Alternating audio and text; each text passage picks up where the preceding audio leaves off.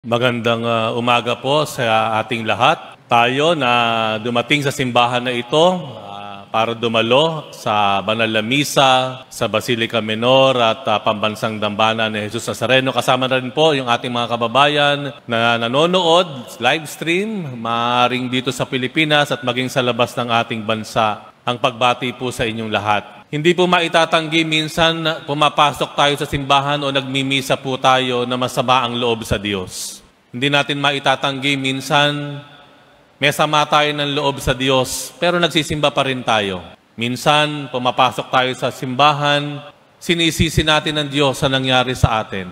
Mabigat ang kalooban natin. Bagamat maraming pagkakataon na dumadalo tayo sa misa, punong-puno ng pagpapasalamat, at kagalakan ng ating puso dahil sa magandang karanasan natin sa buhay. Sa kabilang banda, ay pwede naman din nating aminin na minsan dumadalo tayo sa misa o nagdarasal tayo, may sama ng loob sa Diyos. Sinisisi ang Diyos. Nagtatanong sa Diyos, bakit po nangyari ito? Nagdarasal naman ako. Tapat naman ako sa iyo. Hindi naman ako nagkukulang sa iyo, Panginoon.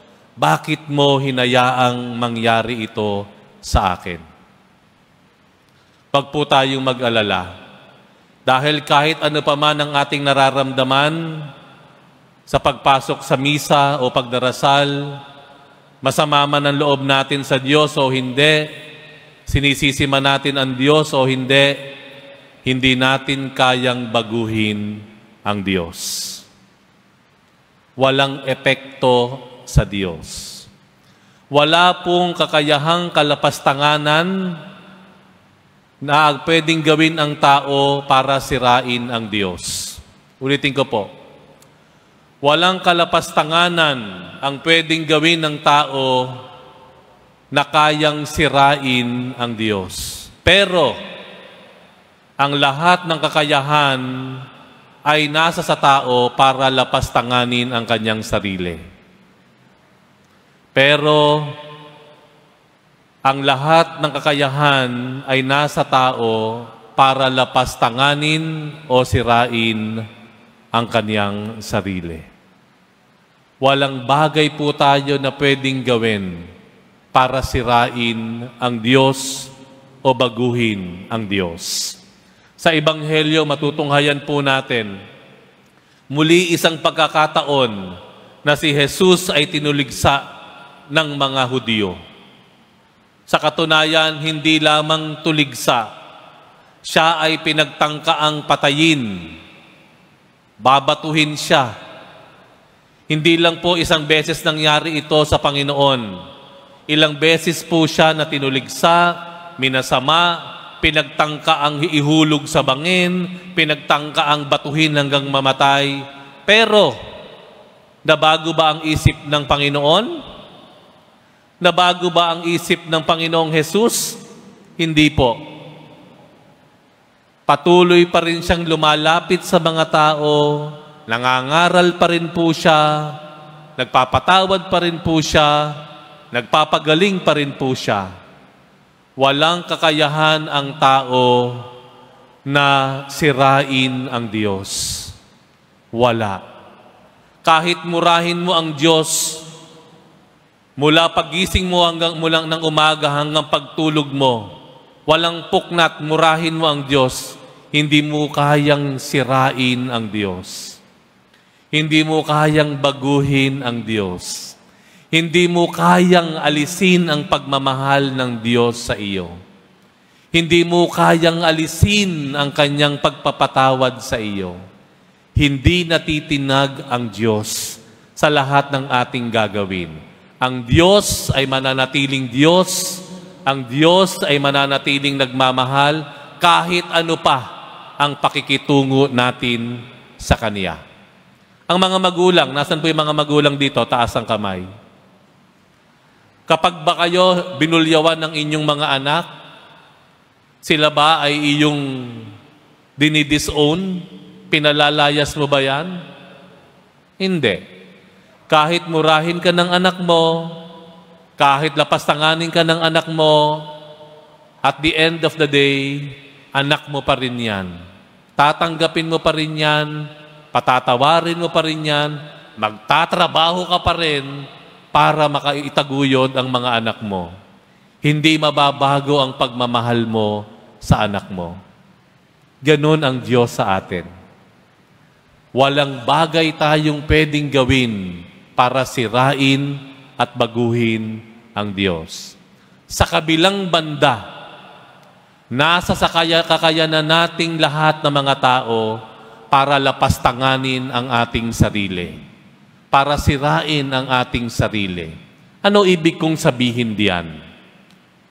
Sa bawat salita na lalabas sa bibig mo, na pag-aalipusta, pangiinsulto sa iyong kapwa, ang una mong sinasaktan at sinisira ay hindi yung pinatutungkalan ng mura mo o pang-aalipusta mo.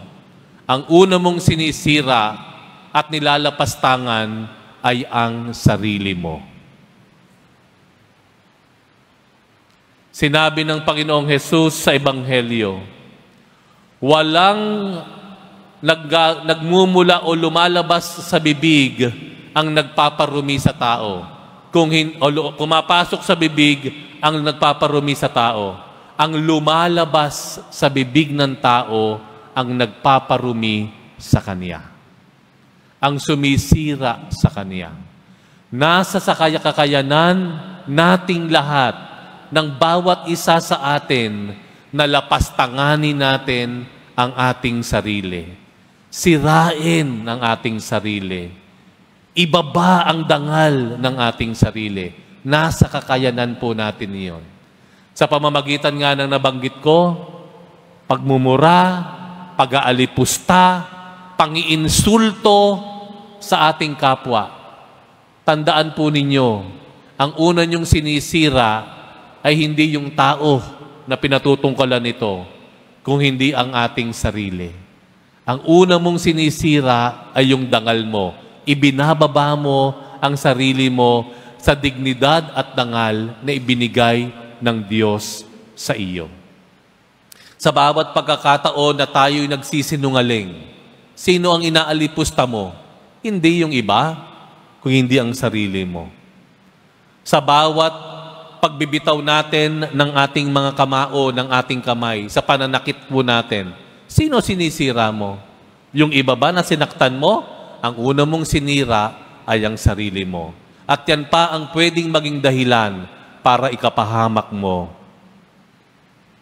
sa pagkatapos ng buhay na ito. Pakatandaan po natin, nothing can change God. Nothing in this world, no one in this world can change God. Wala po kahit sino sa atin, kahit ang pinakamabigat mong kasalanan, hindi mo kayang baguhin ang Diyos sa kanyang pagmamahal sa iyo, sa iyong pag-unawa sa iyo. Pero, ingatan po natin, babala, nasa kakayanan po natin na sirain at lapastanganin ang ating sarili. Sana po sa darating na mga araw ng Semana Santa, kung may kakayanan po tayong sirain ang ating sarili, meron din po tayong kakayanan para baguhin ang ating sarili. Mayroon din po tayong kakayanan na gawing mas mabuti ang ating sarili. Hindi kayang gawin ng Diyos na baguhin tayo.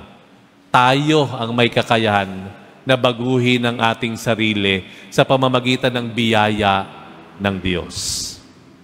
Samantalahin po natin ang pagkakataong ito ng Semana Santa, pagpasok ng Semana Santa, para isaalang-alang naman ang ating sarili, ang katayuan at kalagayan ng ating puso, ang kalagayan ng ating pagkatao.